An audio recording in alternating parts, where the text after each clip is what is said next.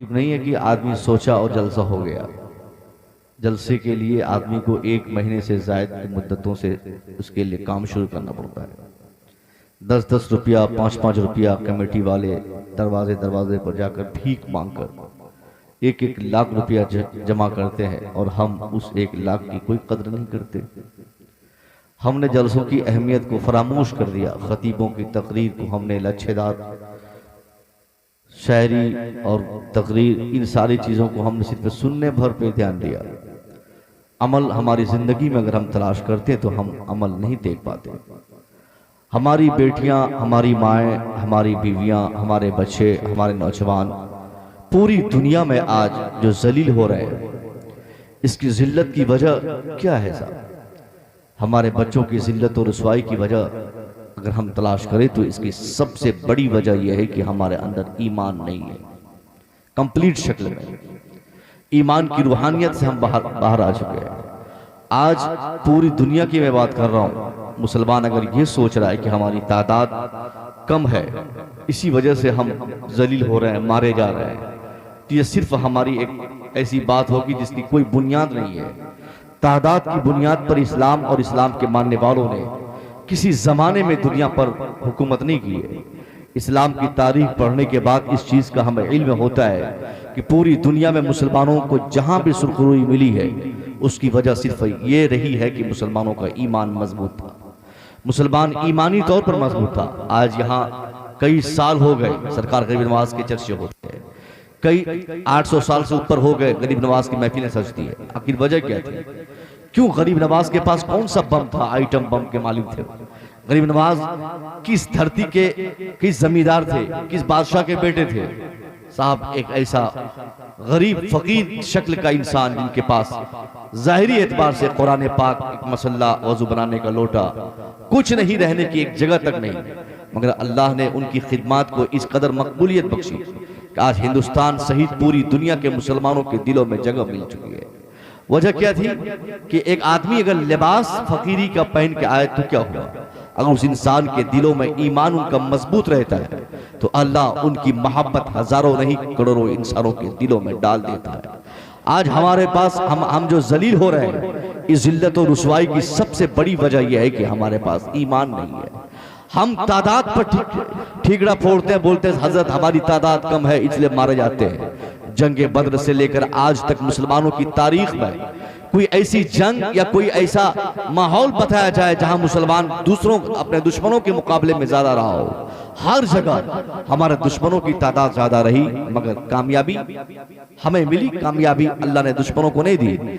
हर मकाम पर हमारे बच्चों में, हमारे नौजवानों में, हमारे बुजुर्गों में जो ईमान था, वो ईमान आज हम मुसलमानों के अंदर टटोलते हैं तो वो आज दूर दूर तक ईमान नहीं मिलता।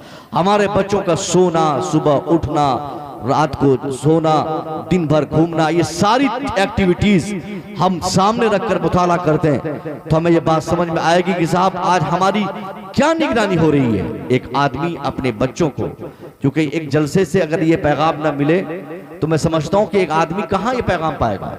आज हमारा माशरा जो इस्लाम से कट रहा है, न बाप को फुर्सत है अपने बच्चों को इस्लाम बताने की, न माँ चाहती है कि मेरी बेटी इस्लाम पर चले। अगर माँ चाह भी ले तो उसके चाहने से उसकी बेटी तब तक इस्लाम पर नहीं चल सकती जब तक वो माँ खुद इस्लाम पर गामजन नहीं हो जाती। एक बाप अपने बेटे को अगर चाहता है कि उसके ऊपर प्रेशर डालकर उनको 5 वक्त का नमाजी बना दे तो उनके चाहने से बहुत कुछ नहीं होगा। उसके लिए शर्त यह है कि बाप को पहले खुद 5 वक्त नमाज पढ़ना पड़ेगा। एक बड़ा भाई, उसकी भी एक जिम्मेदारी इस्लाम में मुतय्यन की गई है।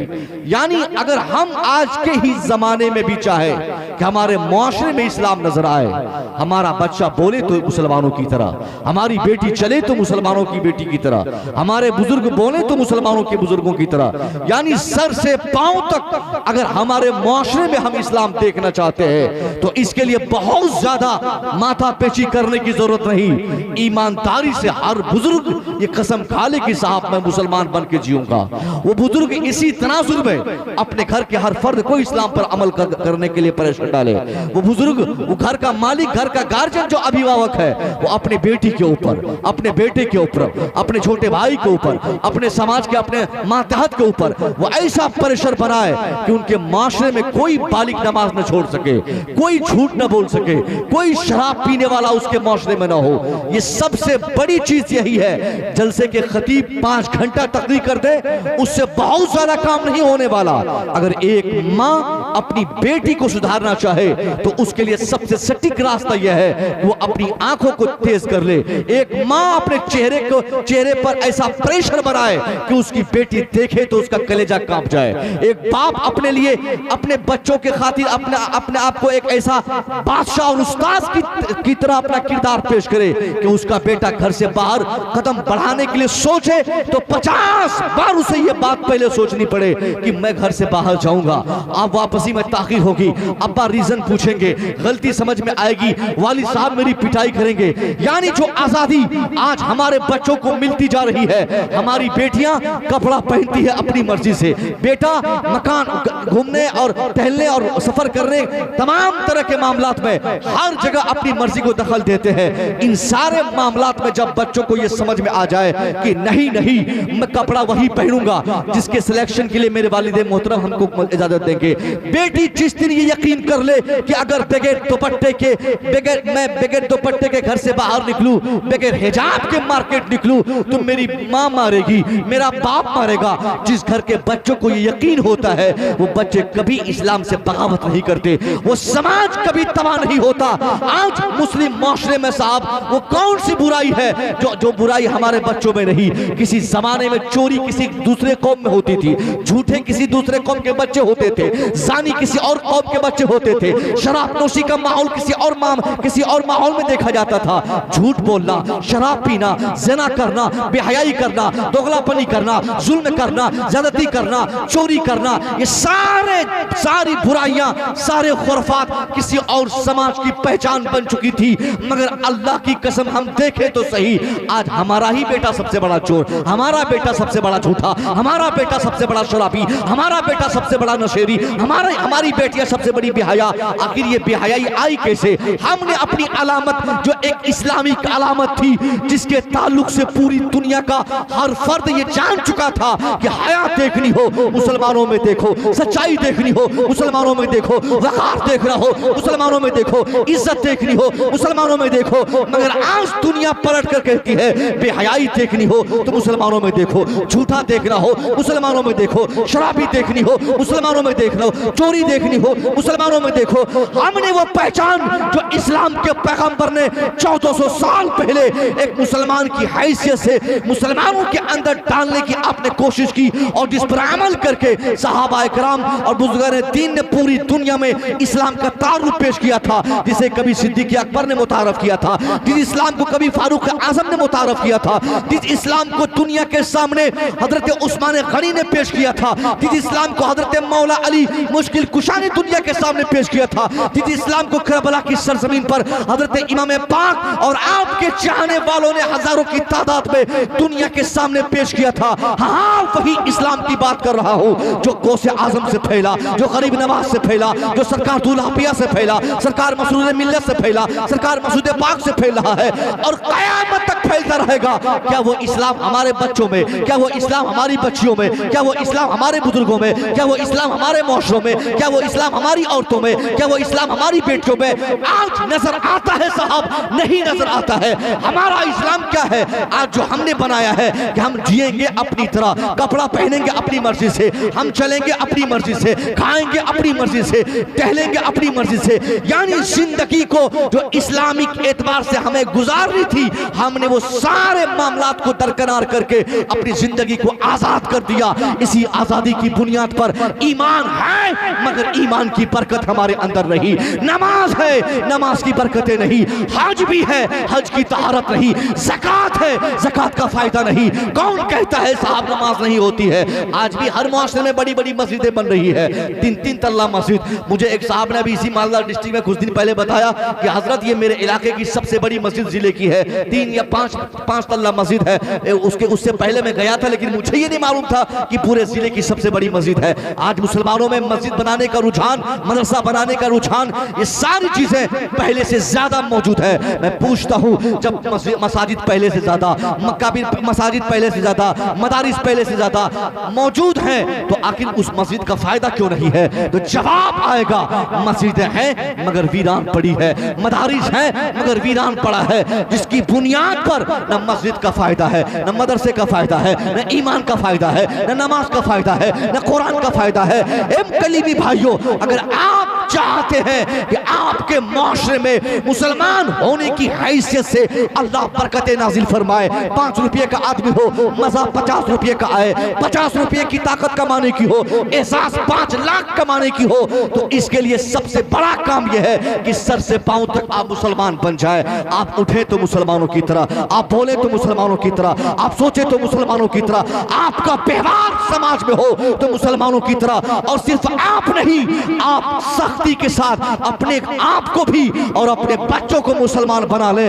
अल्लाह की कसम, जिस दिन आप मुसलमान बन गए, आपके बच्चे मुसलमान बन गए, दुनिया के किसी मिसाइल में वो ताकत रही जो आपके वजूद के खात्मे के लिए चल सके।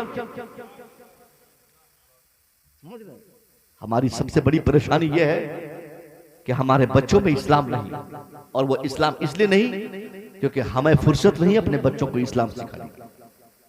जवान बेटा रात के 12 बजे शराब के नशे में जब घर आता है, एक बाप के आंखों में मोतियाबिंद होता है क्या?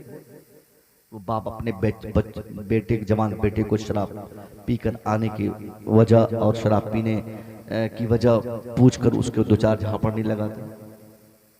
सख्ती कीजिए ना।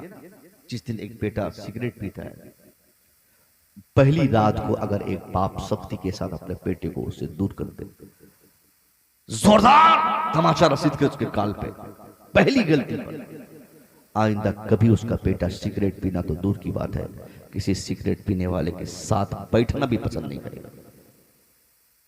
और जिस दिन सिगरेट पीकर बेटा आता है और बाबू से ये बोले कि छोड़ो हटाओ, सिगरेट न पिया है, तो आप याद रखिए आज की शाम आपका बेटा सिगरेट पिया है और आपने उसे ढील दी है। आने वाले 2-4 साल के बाद वो बेटा सिगरेट नहीं पिएगा, हीरोइन पिएगा, वो बेटा चर्च पिएगा, वो बेटा भांग खाएगा, वो शराब की बोतल आपके फ्रीज मिलाकर रखने की जुर्रत अपने दिलों में पैदा कर देगा। पहली गलती पर सबसे बड़ा स्टेप उठाना बाप की जिम्मेदारी है, मस्जिद के इमाम साहब की नहीं, किसी पीर साहब की नहीं। ये अच्छी बात है कि हम लोग अच्छे सिलसिले के, आप लोग अच्छे सिलसिले से हैं, मगर सिलसिला सिर्फ अच्छा रहने से हम अच्छा थोड़ी होते। हमको अपना किरदार भी तो बनाना। हमारे सलासिल तब काम में आएंगे जब हमारा किरदार सही होगा, वरना कल मैदान महशर में हमारे जो पीर साहब लोग हैं वो भी चेहरा फेर लेंगे। वो भी कहेंगे कि अल्लाह, ये इंसान जब हमसे वादा किया था ना मुरीद बनते वक्त कि मैं शराब नहीं पीऊंगा, फिर भी ये शराब पीता था। ये वादा किया था कि मैं नमाज पढ़ूंगा, मगर फिर भी नमाज नहीं पढ़ूंगा। ये वादा किया था मैं कभी झूठ नहीं बोलूंगा, फिर भी झूठ बोलता रहा। उस वक्त आप बताइए कि जिस वक्त हमारा पीर हमारे खिलाफ अल्लाह के सामने गवाही देंगे, उस वक्त फिर हमारी सिफारिश, हमारे हक में बोलने वाला, हमारे हक में वकालत करने वाला कौन हो? हमें यकीन है कि सरकार मसूद मिल्लत का फैजान हम पे बरसेगा, मगर ये फैजान ऐसे ही सब पे नहीं बरसता है। बुजुर्गों का करम सब पे नहीं होता है, बुजुर्गों का करम उन पर होता है जो बुजुर्गों के किरदार पे अमल करते हैं। 5 साल तक गरीब नवाज जिंदाबाद नारा लगाते रहे, उससे बहुत ज्यादा फायदा हमें नहीं मिलेगा अगर 5 दिन भी गरीब नवाज के किरदार पे अमल करे जितना फायदा होगा। हम जानते हैं हिंदुस्तान भर में, ये बड़ी जुर्रत की बात मैं कह रहा हूं, कोई ऐसी खानका नहीं, कोई ऐसा सिलसिला नहीं जिस आबादी पे जाकर हम तकरीर नहीं करते हों। अल्हम्दुलिल्लाह, जो अपने सुन्नियों का सिलसिला सलासिल है, मगर पीरों से जितनी मोहब्बत अल्हम्दुलिल्लाह एक कलीमी भाई अपने पीरों से करते हैं, दूसरे मुरीद अपने पीरों से उतनी मोहब्बत नहीं करते। ये हक है, हम लोग देखते हैं। हम लोग देखते हैं कोई नहीं, पीर मुरीद सब किसी न किसी के हैं, मगर जितनी उल्फत पीरों से ये कलीमी लोग करते हैं दूसरे लोग नहीं कर पाते हैं। ये आपकी मोहब्बत सलामत रहे, अल्लाह इसका बेहतर बदला आपको अता फरमाए। मगर इसी सिलसिले का वास्ता आपसे है कि अगर इसका सही बेनिफिट आपको चाहिए तो इसके लिए आप सरकार दुल्हा पाक की जिंदगी पढ़ें, आप सरकार मसूर मिल्लत की जिंदगी पढ़े। यही इलाका मालदा का, मुर्शिदाबाद का, बंगाल का इलाका, कितनी मुसीबतों को आपने सहा। आप तारीख पढ़ें, बैलगाड़ी पर चढ़ के इस्लाम फैलाया इस इलाके में, बासी भात खाकर उन लोगों ने इस्लाम फैलाया इस इलाके में। आज जो हमारे बच्चे, उनको मालूम नहीं कि इस्लाम कैसे फैला और कैसे बचा। सरकार मसूर मिल्लत की तारीख पढ़ने के बाद यही बात सामने आती है कि आपने नौजवानों के दिलों में इस्लाम रासिख करने के लिए बेपनाह मशक्कतों का सामना किया। इसके सदक़े में आज 53-54 मदारिस इस इलाके में, आज सैकड़ों उलमा, सैकड़ों हुफ्फाज सालाना हमारे मदरसों से निकलते हैं। ये सारी मेहनतें हमारे बुजुर्गों की हुई हैं, हमारे बुजुर्गों का सदका है कि आज इलाके में ऐसा इस्लाम बचा हुआ है।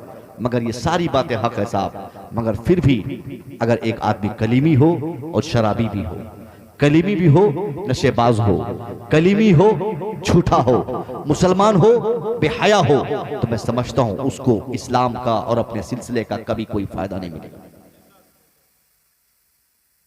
आज शराब पीने की बात आती है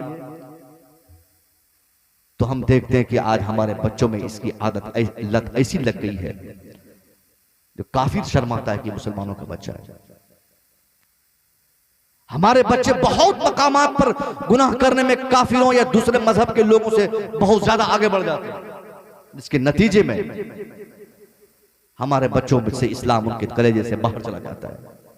मुमकिन है मेरी बात बहुत ज्यादा बुरी लगी है आपको, मगर मैं चूंकि एक खतीब होने के साथ साथ मेरी कोशिश रहती है कि एक इस्लाही गुफ्तगू चंद हो जाए, जिससे बच्चों में माँ बाप के लिए, बच्चों के लिए माँ बाप की मोहब्बत, बच्चों के दिलों में माँ बाप की मोहब्बत, एक दूसरे के हुकूक के बारे में आज हम बेदार हो जाएं। एक सबसे बड़ी कमी आज क्या है कि एक बाप, सुनिए गौर से, एक बाप तरबियत में कमी करता है, जिसकी बुनियाद पर उनके बच्चों में ये कमी रह जाती है। वो बच्चे हमेशा अपने माँ बाप की तरबियत की कमी की बुनियाद पर दुनिया भर में जलील होता है। बच्चा पैदा करना ही जरूरी नहीं होता है, बच्चों को पढ़ाकर, उसको अच्छी तरबियत देकर, उनको बड़ा करके शादी दिलाकर, जब तक एक माँ बाप का पांव सलामत है, ताकत बाजू में है, उनकी कोशिश रहे कि उसका बेटा कभी भी किसी समाज का बागी न बन पाए। आज जो माँ बाप के दुश्मन हो रहे बच्चे, गली गली माँ बाप को ठोकरें मिल रही है, इसकी एक बुनियादी वजह यह भी रहती है कि उसका बाप अपने बच्चों को सही तरबियत नहीं किया। और अगर किसी का बाप अपने बेटे को नहीं पढ़ा सका, सुनिए नौजवानों, तरबियत नहीं मिल सकी उन बच्चों को, तो बच्चों के लिए भी एक पैगाम है कि उनके माँ बाप के साथ वो तकलीफ से पेश ना आए, उनको गाली ना दे। एक रिवाज चल पड़ा है माँ को कहने का कि तुम हमारे लिए क्या किए हो। झटके में हमारे बच्चे बोलते हैं अपने बाप को, तुम हमारे लिए क्या किए हो। कैसे बोलता है ना, तुम हमारे लिए क्या किए हो। अम्मा यार, तेरा बाप तुझे पैदा किया, तेरी माँ तुझे पैदा की, और पैदा करने के बाद तेरी परवरिश की। एक रात पैदाइश के बाद एक रात सिर्फ पेशाब किए हुए बिस्तर पर चंद घंटा अगर हमारी माँ हमें सोता हुआ छोड़ देती ना, चंद घंटा, तो निमोनिया का हम शिकार हो जाते, और वही बीमारी हमारी मौत की वजह बन जाती।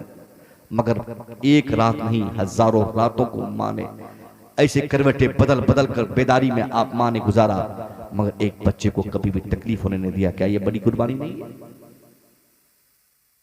आज बेटा जवान होने के बाद माँ बाप की अहमियत और खिदमत भूल जाते हैं, और वो कहते हैं बाप को कि अब हमको हमारे लिए क्या किए हैं। यानी बेटा सोचता है कि एक बाप जब उसके लिए मकान बनाएगा तभी बड़ा काम होगा, एक बाप उसके लिए प्रॉपर्टी अर्जेगा तभी बड़ा काम होगा, एक बाप वो कामयाब बाप होता है जो बच्चों को एक करोड़ों का माल छोड़ के चला जाता है। लेकिन ऐसे बच्चों को कहना चाहूंगा, नहीं साहब, बाप के लिए करोड़ों का पैसा जमा करना अपने बच्चों के लिए जरूरी नहीं होता है।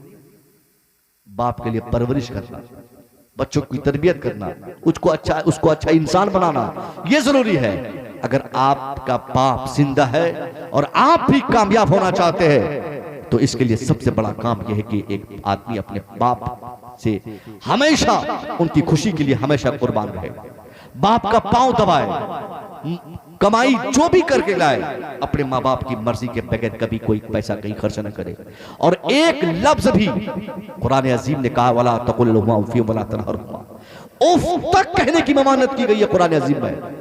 यानी माँ की मर्जी पर अल्लाह की मर्जी होती है, बाप की मर्जी पर अल्लाह की मर्जी होती है। इसलिए जवान बेटा अगर बाप के सामने अकड़ेगा, मैं आपको दावे से कहता हूं उसका बेटा मालदा नहीं, कलकत्ता नहीं, दिल्ली नहीं, दुनिया की बड़ी फैक्ट्री का मालिक बन जाए, उसका बाप नाराज रहेगा।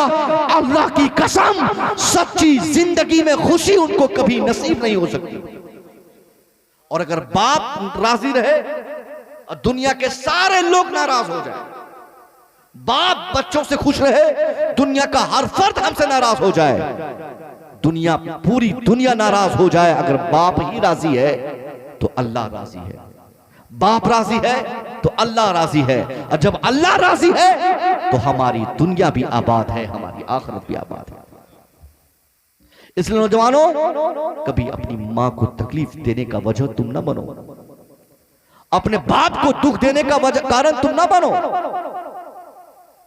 हम लोग बोलते हैं अब्बा से, अपने बाप, अपने वालिद से, कम से कम अगर आपको अल्लाह ने अक्ल दी है तो रात के एक दिन अंधेरे में आप सोच लीजिएगा कि जब हम बीमार पड़ रहे होंगे तो उस वक्त हमारे बाप की क्या कैफियत रही होगी। अगर नहीं समझ में आए तो आज भी हॉस्पिटल्स हर आबादी और समाज में है, उस हॉस्पिटल के बाहर जाकर दवाई लेने के लिए लाइन पे खड़ा होकर एक बाप को पसीना पोंछकर, बार बार अपनी पॉकेट पर हाथ देकर, पैसा गिनते हुए, परेशानियों का एहसास करते हुए, उसकी पेशानियों पर जो लकीरें नजर आती है उसको कभी पढ़ लिया करें आप, तब आपको बात समझ में आएंगे कि अगर आज का बाप अपने बच्चों के इलाज के लिए हॉस्पिटलों में इस डॉक्टर के पास से उस डॉक्टर के पास, कभी इस रिश्तेदार से पैसा मांगता है, कभी उससे भीख मांगता है, कभी ट्रेनों में भीख मांगता है, तो ऐसा ही तो हमारा बाप रहा होगा ना, ऐसी ही परवरिश हमारे बाप ने हमारी की होगी ना। एक बेटे को जब तकलीफ होती है ना, तो उस तकलीफ के सामने एक बाप को जो तकलीफ होती है, बच्चों की बीमारी हो, उनकी तकलीफ को देखकर दुनिया का कोई आदमी उस तकलीफ का एहसास नहीं कर सकता। बाप फकीर होता है फिर भी अपने बच्चों के इलाज के लिए वो भीख मांग कर भी आखिरी दम तक कोशिश करता है। मगर आज बुखार, मामूली सा बुखार हो और बाप कहे बेटे से कि दवाई लेते आना, बोला ठीक है शाम को आएंगे ना तो लेते आएंगे, लौटेंगे ड्यूटी से तो लेते आएंगे, नहीं नहीं, दुनिया की कोई ड्यूटी ऐसी ड्यूटी नहीं है माँ बाप की खिदमत से बड़ी। नबी करीम ने फरमाया, मस्जिद नबवी में आप दाखिल हो रहे थे, जैसे मस्जिद में दाखिल हुए तमाम सहाबा खड़े हो गए, जैसे हम लोग जलसों में रहते हैं, पीर साहब आते हैं, हम लोग खड़े हो जाते हैं ना, हुजूर जैसे मस्जिद नबवी में गए नमाज इशा पढ़ाने के लिए, उसी वक्त तमाम सहाबा खड़े हो गए। हुजूर सब सारे सहाबा को खड़ा देखकर आप रोने लगे, ज़रो कतार आपके आंखों से आंसुओं की बारिश होने लगी। सहाबा कहते हैं हुजूर आप नमाज पढ़ाने आए हैं, आप रो क्यों रहे हैं? नमाज पढ़ाने आए तो रोते क्यों हैं? हुजूर कहते हैं लो अदरकतु वालिदैया ओ अहदहुमा, काश मेरे माँ बाप आज जिंदा होते। क्यों? क्योंकि वो हुजूर देख रहे थे कि सारे लोग इज्जत के लिए खड़े हो गए। काश लो अदरकतु वालिदैया ओ अहदहुमा, काश मेरे माँ बाप आज जिंदा होते और मैं वो अना फी सलातिल इशा, मैं नमाज़े इशा में होता, वो क़राअतु फ़ीहा बिफ़ातिहतिल किताब, यानी हुजूर फरमाते कि मैं नमाज पढ़ रहा होता, मेरे माँ बाप या उन दोनों में कोई एक जिंदा होते और मैं नमाज़े इशा में होता, सूरे फातिहा की तिलावत कर रहा होता। ऐसे पोजीशन पर अगर मेरी माँ मुझे याद करती तो मैं नमाज छोड़कर पहले माँ की बारगाह में हाजिरी पेश करता। हम बोलते हैं बाप से कि आएंगे काम से तब दवाई लेते आएंगे, नहीं, जिस पोजीशन पे बाप अपनी तकलीफ का एहसास करे, एक जवान बेटे की जिम्मेदारी है उसी वक्त उसकी तकलीफ दूर करने की कोशिश करे। क्योंकि बाप कभी ये अपने बच्चों को नहीं कहता कि अभी बुखार है 2 दिन के बाद दवाई दे। बाप कभी ऐसा नहीं कहता कि अभी आंख में दर्द है, आंख में कुछ चुभता है, कुछ गड़ता है, बदन में कहीं तकलीफ है तो चलो 1 घंटा के बाद दूर करेंगे। नहीं, उस बाप को तब तक सुकून नहीं मिलता जब तक वो अपने बच्चों के चेहरे पे मुस्कुराहट नहीं देखे। तो कम से कम हमें भी तो ऐसी कोशिश करनी चाहिए कि हम कमा के लाएं कलकत्ता से, अब्बा ये 5000 रुपया मैंने इस महीने में कमाया, अब्बा इसे आप कबूल फरमाएं, आप चाहें जो काम में खर्च करना चाहें। याद रखिए, अगर 80 साल का बूढ़ा बाप जवान बेटे की कमाई को अपने हाथों से पकड़ के रख कर वापस करके अल्लाह से दुआ करेगा, अल्लाह मैंने जिस उम्र के लिए अपने जवान बेटे की परवरिश की थी बचपन से, अल्लाह मेरा बेटा मेरी उस उम्मीद पर खरा उतरा है, अल्लाह मेरे बेटे की कमाई में बरकत अता फरमा।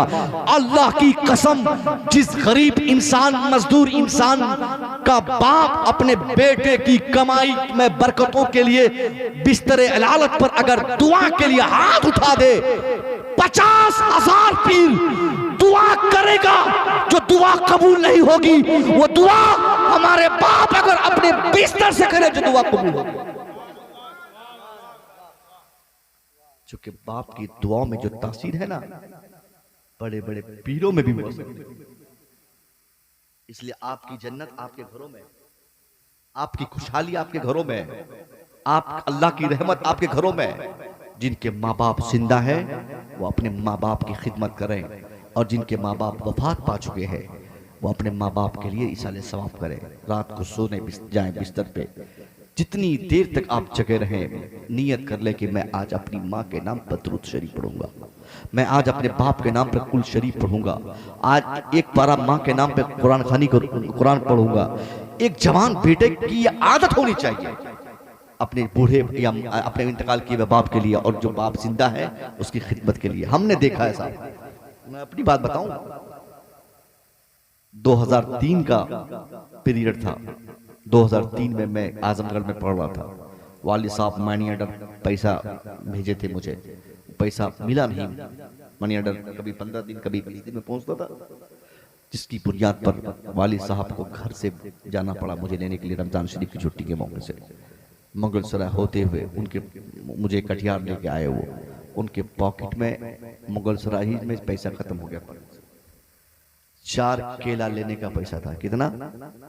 4 केला लेकर मुझे खिलाया, मगर मैंने जब कहा कि आप खाइए तो उन्होंने कहा कि मुझे भूख नहीं लगी, मैं खाना खा लिया। घर आकर मुझे पता चला कि अब्बा हमारे पहले से भूखे थे। तो ये कैफियत बाप की होती है। आप अपने माँ बाप की तकलीफ नहीं जान सकते हैं। ये 2-4 कट्ठे जमीन पर अपने माँ बाप को तोलने की हम कोशिश न करें। अल्लाह की मर्जी माँ बाप की इसमें है, मर्जी में है। अल्लाह तभी आपसे खुश होगा जब आपकी माँ और आपके बाप खुश होंगे। ये तो बच्चों की जिम्मेदारी है, मगर माँ बाप की जिम्मेदारी बच्चों के लिए क्या है वो भी मैं आप समाप्त करें, वो भी मैं सुनना चाहता हूँ। सिर्फ ये नहीं कि आपका बाप ही आपके बाप पर सारी चीज, आप पर सारी चीजें बाप के लिए नहीं।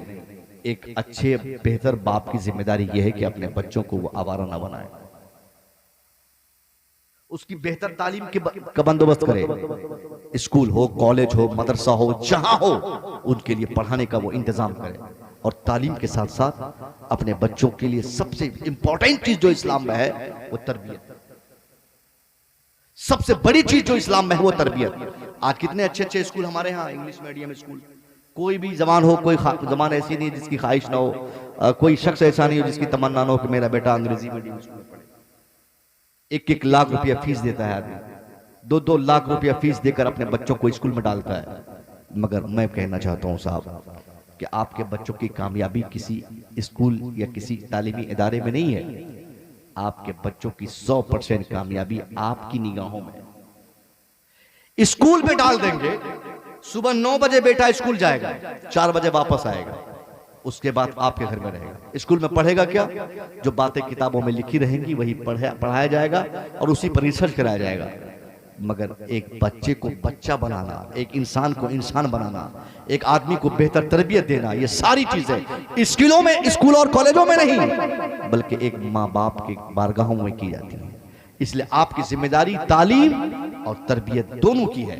आप अपने बच्चों की एक्टिविटीज चेक करते रहे।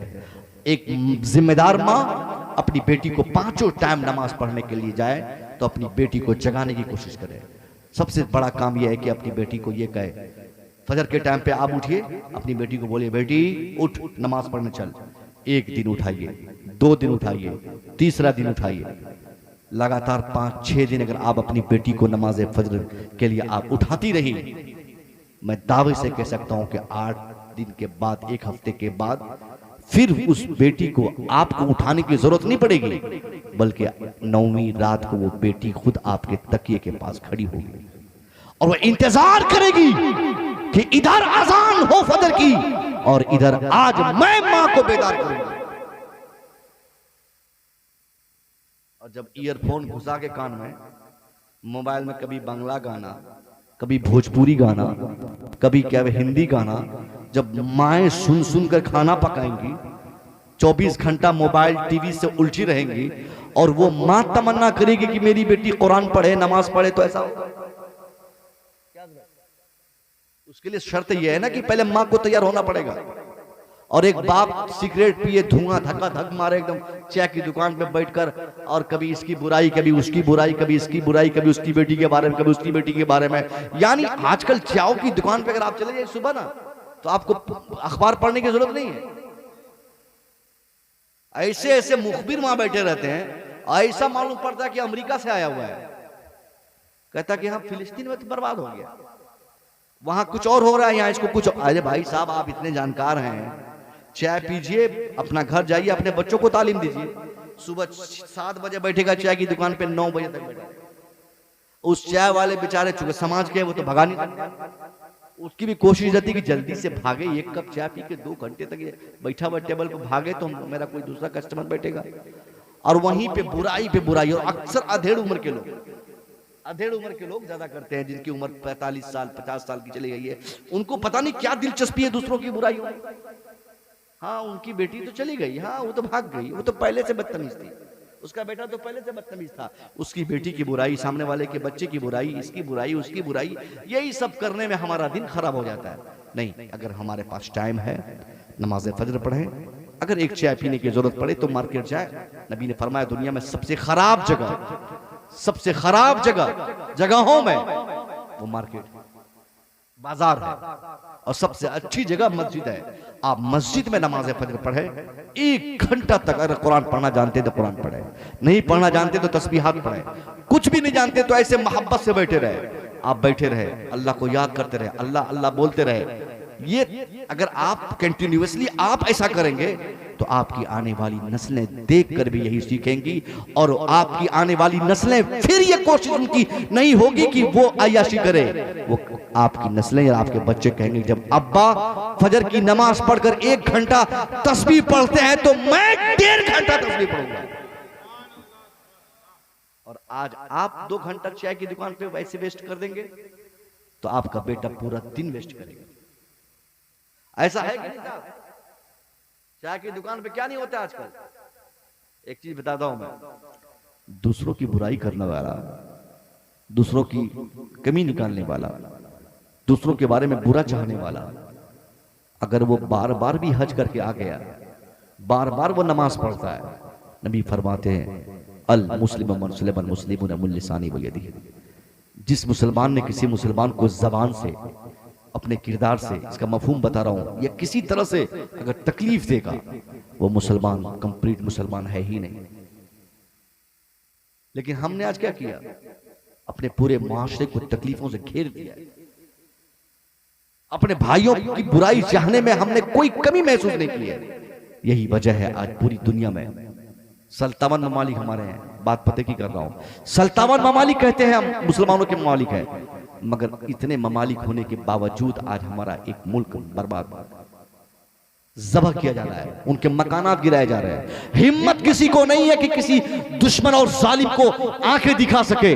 आज कहने को ईरान हमारा है, कहने को अफगानिस्तान हमारा है, कहने को तुर्की हमारा है, कहने को सऊदीया हमारा है, कहने को दोहा हमारा, कहने को कतर हमारा है। मगर मैं पूछना चाहता हूं, आप कहते हैं कि कतर इस्लामिक मुल्क है, मैं कहूंगा नहीं। आप कहेंगे दोहा इस्लामिक मुल्क है, मैं कहूंगा नहीं। आप कहेंगे दुबई इस्लामिक मुल्क है, मैं कहूंगा नहीं, दुबई में मुसलमान रहते हैं। दुबई का बादशाह अगर वो जब ये बताना चाहता कि मैं इस्लामिक मुल्क का हूं, मैं कहूंगा नहीं, दुबई में बुर्ज खलीफा हो सकता है, मगर उस दुबई के बादशाह के दिलों में इस्लाम नहीं बसता है। जिसके सीने में इस्लाम होता है वो मुसलमानों से मोहब्बत करता है। एक राई के दाने के बराबर भी अगर इस्लाम हमारे दिलों में होगा तो हम अपने दूसरे भाइयों से जरूर मोहब्बत करेंगे।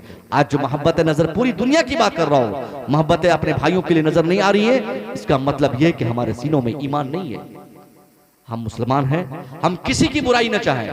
अगर ऐसे ही करते रहेंगे हम आपस में बिखर जाएंगे, हर घर का अलग अलग इस्लाम होगा, नतीजे में हम आज कोई और मारा जा रहा है, कल हम मारे जाएंगे।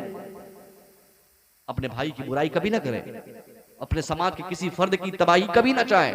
आप एक दूसरे का सपोर्ट करें, एक दूसरे की मदद करें, किसी की भी बुराई करने से आप बचें, ना बुरा बोलें, ना बुरी जगह जाएं। और अगर कोई शख्स पहले से उस जगह बैठकर बुराई करता हो तो आपके लिए अच्छाई यह है कि आप वहां से निकल जाएं। नबी ने फरमाया, मन रा मिनकुम मुनकरन फलयुगय्यिरहु बियदिही। तुम में का कोई शख्स जब किसी गुनाह करने वाले को देखे तो उसे चाहिए कि उसको रोकने के लिए फलयुगय्यिरहु बियदिही, तो अपने हाथ की ताकत का इस्तेमाल करें। चाचा सिगरेट ही आपको मुतवज्जा कर रहा हूं।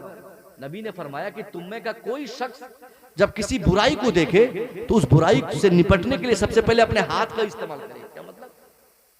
हाथ का इस्तेमाल, डंडा चला सकता है तो चलाए, मार सकता हो, तमाचा मार सकता हो तो मारे, लतिया सकता हो तो लतियाए, कहीं भी। नबी ने फरमाया अगर आप ये कर सकते हो तो कीजिए, और ये करने की ताकत नहीं है तो नबी फरमाते हैं फ़इल्लम यस्तती फ़बिलिसानिही। अगर तुम किसी को हाथ चलाकर मार पीट कर सुधार नहीं सकते, चूंकि सब लोग तो किसी को नहीं मार सकते ना, आप अपने बच्चों को मार सकते हैं, दूसरे के बच्चों को तो नहीं पीट सकते, तो आपके लिए क्या है फिर दूसरा ऑप्शन? नबी फरमाते फ़लयुगय्यिरहु बियदिही, तुम्हें चाहिए फ़लयुगय्यिरहु बिलिसानिही, तो तुम्हें चाहिए कि तुम उस वक्त अपनी जबान का इस्तेमाल करो। जब हाथ के इस्तेमाल में डर हो तो अपनी जबान का इस्तेमाल करो। जब कोई बुराई करे अब उनको समझाइए प्यार से, भैया ये गलत बात है, अब मुसलमान है, क्यों दूसरे की बुराई करते हैं, जाइए अपना काम कीजिए। इस्लाह करने की गर्ज से, उसको सुधारने की गर्ज से आप उनको समझाकर उसको आगे बढ़ाते हैं, ये इस्लाम है। नबी फरमाते फ़लयुगय्यिरहु बियदिही फ़इल्लम यस्तती फ़बिलिसानिही फ़इल्लम यस्तती फ़बिक़ल्बिही। अगर किसी को जबान के इस्तेमाल में भी खौफ हो तो फरमाते हैं कि हमें चाहिए कि हम अपने दिल से किसी को बुरा समझें, बुरी चीज को बुरा जाने। कोई शराबी हो उसको समझाए कि बाबू तुम शराब मत पियो, इसका यह गुनाह है। कोई झूठा हो, कोई बेहया हो, कोई इस्लाम को गलत तरीके से पेश करना चाहता हो, तो उसको हम अपनी ताकत से, अपनी मेहनत से समझाएं, हाथ से, जबान से और दिल से। वहां से उसको लास्ट ऑप्शन है कि दिल से उसे हम बुरा जाने, तब हम कामयाब हैं।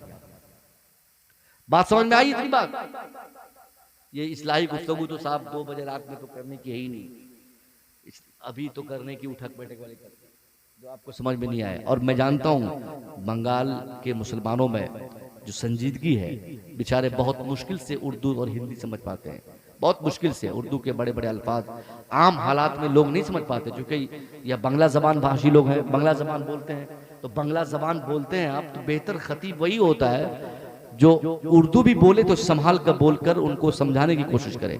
अगर इस पूरी मजलिस में से किसी ने भी अगर किसी खतीब का कोई एक जुमला अगर याद कर ले और उस पर अमल कर ले, मैं समझता हूँ कमेटी वालों की सारी मेहनत कबूल हो जाएगी। अब तक कितनी बातें मैंने बताई? एक तो माँ बाप की इज्जत करना, और दूसरा माँ बाप को मैंने कहा कि अपने बाल बच्चों की तरबियत पे आपको ध्यान देना है, अपने बाल बच्चों की तरबियत पे आपको खास ध्यान देना है। माँ को अपनी बेटी के लिए, बड़े भाई को छोटे भाई के लिए, बाप को अपने बेटों के लिए, ये सारी चीजें जब एक तरीके से समाज में होंगी तो हर तरफ इस्लाम ही इस्लाम नजर आएगा। और एक सबसे बड़ी बुराई जो आज इस माहौल को खा गई है वो जहेज का कारोबार। सब लोग जानता है, सब लोग बोलता है हजरत जहेज नहीं लेना चाहिए, लेकिन दूसरे को समझाता है कि नहीं? दूसरे के लिए कहता है जहेज नहीं, गलत बात है, इतना नहीं लेना चाहिए, ये गलत कर दिया, इतना पैसा नहीं मांगना चाहिए, और खुद पर्दे के पीछे से वही मांग करता है। एक फैशन चला हुआ है, फैशन चल गया आजकल जहेज लेने का। जब देखने जाता है लड़का लड़की का आपस में, तो लड़का वाला उसे पूछा जाता है कि साहब क्या क्या चाहिए आपको, तो बोलता नहीं हम तौबा तौबा, हम नमाजी आदमी, हम हाजी साहब, हम मांग करेंगे, तौबा तौबा। गलत बात है। जो चलता है आप तो दे भी कीजिएगा, गाड़ी चार चक्का चलता है तो दीजिएगा, तो हम क्यों मांगेंगे। वो कहता कि पैसा चलता है आप तो दीजिएगा, हम क्यों मांगेंगे। सारी चीज वो बोल देता है। अरे हिम्मत है, अगर इस्लाम की मोहब्बत तेरे सीनों में है तो अपने बेटे को कभी मुफ्त में शादी करा के देख। गरीबों का दर्द अगर आपके दिल में है ना, तो कभी बेटे को किसी गरीब की बेटी से शादी कराकर मुफ्त में आप देखिए। ये 5-10 लाख रुपया में कुछ नहीं होने वाला है। आपकी, आपके बच्चों की जिंदगी पार नहीं होगी। अगर गरीब बच्ची आकर आपके घर में दुआ कर दे तो 5 लाख की जगह पर अल्लाह 50 लाख का मालिक आपको बना देगा। और गरीबों का अगर दिल आप दुखाएंगे और 5 लाख लेकर आ जाएंगे, वही 5 लाख रुपया आपके घर का काल बनकर मंडलाएगा। तौबा कीजिए इससे, या आपकी इस करतूत की वजह से न जाने कितनी बच्चों की जिंदगी खराब हो गई है। बंगाल में तो ये बीमारी खुजली की तरफ फैल रही है। अगर पड़ोस में किसी को 8 लाख मिला है तो दलील देता है, क्या वो हमारा चचेरा भाई को 8 लाख मिला तो वही चलता ही है, 8 लाख इतना ही होगा। तो गरीबों को सताने वालों, अगर तेरे बेटे की शादी के इंतजाम की वजह से कोई गरीब अगर भीख मांगने पर मजबूर है, तो कल मैदाने महशर में अल्लाह उस गरीब की उस तकलीफ के बदले आपकी जिंदगी भर की इबादत को तबाह बर्बाद कर देगा। अल्लाह की रजा सिर्फ मस्जिदों में हासिल नहीं होती, अल्लाह सिर्फ मस्जिद में नहीं मिलता।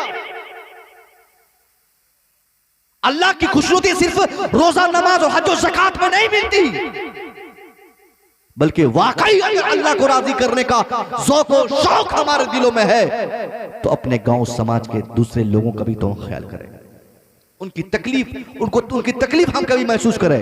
आपको पता है जिस दिन आप फोन करते हैं अपने समधी को, हो गया पैसा का इंतजाम, 5 तारीख को जब तक आप पैसा नहीं देंगे तो 6 को हम बारात लेकर नहीं जाएंगे। कभी कभी तो ऐसी धमकी दी जाती है, इधर है कि नहीं ऐसा? 5 तारीख को जमा होना चाहिए। और एक गरीब बाप किस कदर 60 साल के ऐसे लोगों को मैंने दिल्ली में देखा साहब करते हुए। 60 साल का बूढ़ा काम कर रहा है, 60 साल का बुजुर्ग धान काट रहा है, 60-70 साल का आदमी मजदूरी कर रहा है। आखिर इस उम्र में एक बाप क्यों मजदूरी करता है? वजह यही है कि मेरे घर में एक जवान बेटी पड़ी हुई है। एक बाप के दिल में ये यकीन है कि अगर मैं मेहनत नहीं करूंगा तो ज़माने के तकाजे के एतबार से मेरी बिटिया की शादी नहीं हो पाएगी।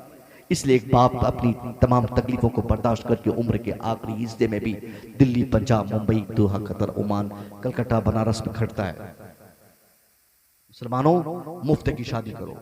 और यही वजह है, यही पैसा का लेन देन होता है जिसकी बुनियाद पर लड़कियां सही नहीं मिल पाती। एक नुक्ता दे रहा हूं, आपको अगर शादी करानी हो ना, तो आप ये मत देखिए कि इसके घर से माल आएगा, ये मत देखिए कहां से पैसा आएगा, ये मत देखिए कहां से गाड़ी आएगी, ये मत देखिए कहां से अपाची आएगी, ये मत देखिए कहां से 4 व्हीलर आएगी। अगर आपको देखनी हो तो ये देखिए किसकी बेटी 5 वक्त नमाज पढ़ती है, किसकी बेटी को कुरान पढ़ना आता है, किसकी बेटी बाकायदा एक मुस्लिम बनकर जिंदा है और जिंदगी गुजारती है। जिस दिन आप ये गौर करेंगे तो हर इंसान की बेटी डरेगी, वो बोलेगी कि अगर मैं नमाज छोड़ूंगी तो मेरी शादी नहीं होगी, अगर मैं दुरूद नहीं पढ़ते रहूंगी तो शादी नहीं होगी, अगर मैं दुपट्टा का इस्तेमाल नहीं करूंगी तो शादी नहीं होगी। तो इससे एक मैसेज जाएगा, और गरीब हो अमीर हो हर तरफ के लोग इस्लाम पर और इस्लाम के फरमान पर अमल करने की कोशिश करेंगे। वरना फिर क्या होगा, चलो बेटी बेटा कुछ भी बुराई करे पैसे पे बेच देंगे, फिर इस्लाम पर कोई अमल नहीं करेगा। इसलिए पैसों का कारोबार आप बंद करें, किसी को तकलीफ देने का कारण आप ना बने। जिस दिन किसी को तकलीफ आप देंगे उसका कारण आप बनेंगे ना, ये बहुत बड़ा गुनाह आप कर बैठेंगे। सैयदा आयशा रदियल्लाहु तआला अन्हा का, हजरत सैयदा आयशा से हुजूर फरमाते हैं कि आयशा आज बोल तुझे क्या चाहिए, आयशा आज तू जो मांगेगी मैं दूंगा, बोल तुझे क्या चाहिए। सैयदा आयशा घबरा गई कि हुजूर नबी करीम हमसे खुद कह रहे कि आप मैं जो मांगूंगी वो देंगे। जैसे हमारे पीर साहब हमसे कह रहे हैं कि बोल आज तुझे क्या चाहिए, तो आप क्या मांगेंगे? पीर साहब से हम लोग यही नहीं मांगेंगे कि हजरत एक जमीन चाहिए थी हमें मालदा में शहर में, उसी के लिए दुआ कर दीजिए, बेटा को नौकरी चाहिए दुआ कर दीजिए, हमको 2-4 कट्ठा जमीन दिल्ली में मिल जाए, फ्लैट मिल जाए, दुआ कर दीजिए, बस यही मांगेंगे। मगर सैयदा आयशा से जब हुजूर ने फरमाया कि आयशा, और हमारी बीवियों से अगर हम भी कहेंगे ना अपनी बीवियों से कि मेरी बीवियां तुम्हें क्या चाहिए, बोल क्या चाहिए, तो हमारी बीवी फौरन बोलेगी चलिए पहले राष्ट्र खाना, बसो बास मेरे नाम पे कीजिए, घर अपना मेरा नाम पे कीजिए, उसके बाद मॉल चलिए, वहां पे मन की मनपसंद साड़ी खरीदवाइए, जेवरात की का मनपिका क्या क्या आते हैं वो सारी चीजें लेके दीजिए। यानी एक बीवी की कोशिश होगी कि अपने शौहर की सारी प्रॉपर्टी को कुचोड़ के निचोड़ के किसी तरह से ठग के वो अपने नाम पे करवा ले। मगर हुजूर की बीवी है, कसम खुदा की, कही ना सुभान अल्लाह। हुजूर कहते आयशा बोल क्या चाहिए। सईदा आयशा सहम गई कि मैं क्या मांगूंगी, दौड़ के अपने अब्बा के पास गई, वक्त निकाल के, हुजूर मैं अपने अब्बा से मशवरा करके आती हूँ कि मेरे अब्बा क्या मांगने कहते हैं। सैयदा आयशा सिद्दीक़ अकबर के पास आके कही अब्बा मेरे शौहर ने कहा है कि मैं आज उनसे जो मांगूंगी मेरे शौहर देंगे, अब्बा बोलिए मैं अपने शौहर से क्या मांगूं। सिद्दीक़ अकबर भी सहम गए कि मौका